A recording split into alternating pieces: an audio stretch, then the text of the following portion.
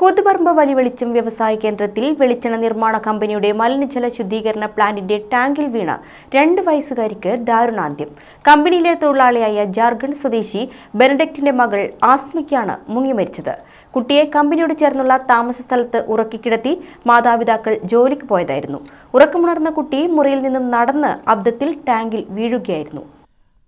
വ്യാഴാഴ്ച പുലർച്ചെ 4 മണിയോടെയാണ് ദാരുണമായ സംഭവമുണ്ടായത്. കുട്ടിയെ കമ്പനിയോട് ചേർന്നുള്ള താമസ സ്ഥലത്ത് ഉറക്കിക്കിടത്തി ബെനഡിക്റ്റും ഭാര്യയും പുലർച്ചെ 4 മണിക്ക് ആരംഭിക്കുന്ന ഷിഫ്റ്റിൽ ജോലിക്ക് പോയതായിരുന്നു. ഉറക്കമുണർന്ന കുട്ടി മുറിയിൽ നിന്നും നടന്ന് അബദ്ധത്തിൽ മലിനജല ശുദ്ധീകരണ പ്ലാന്റിന്റെ ടാങ്കിൽ വീഴുകയും മുങ്ങിമരിക്കുകയുമായിരുന്നു. ജോലിയുടെ ഇടവേളയിൽ മാതാപിതാക്കൾ മുറിയിലെത്തിയപ്പോഴാണ് കുട്ടിയെ കാണാനില്ലെന്ന് മനസ്സിലാക്കിയത്. തുടർന്ന് നടത്തിയ തിരച്ചിലിനിടെയാണ് കുട്ടിയെ ടാങ്കിൽ കണ്ടെത്തിയത്.